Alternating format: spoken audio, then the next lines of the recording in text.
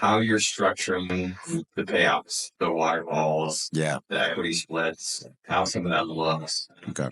That long conversation, but we got time. Yeah, we got plenty of time.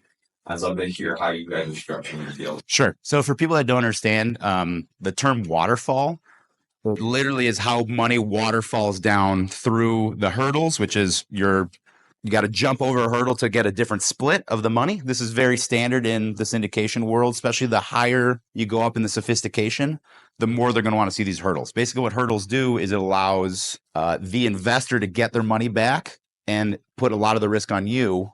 And then as you perform, then you start to earn more of the percentage of the profit that's coming out from the deal, right?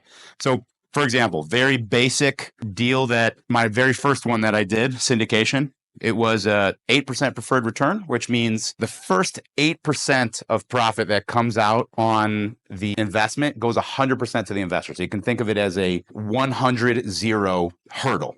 Okay. Once you get to 8%, then you have a new split. So the easiest one and most basic that I did for my first one was we had an 8% hurdle. After the 8%, then it went to 50-50 split of any cash flow and distributions. That's usually fine for your mom and pop, your friends and family, and then some retail investors. As you start getting more sophisticated, they want to see that they're getting a higher percentage of the return until you meet the metrics that you were projecting. You can never say promise. You can never use the word guarantee. Those are no words in the SEC's eyes. Okay.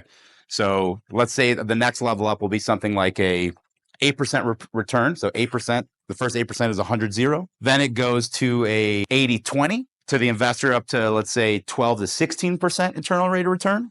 Then after 16% rate of return, then it's maybe a 50-50 for everything above. Once you get to that sub-institutional level, those family offices, those RIAs, registered investment advisors, and the wealth managers, you will never get to a 50-50.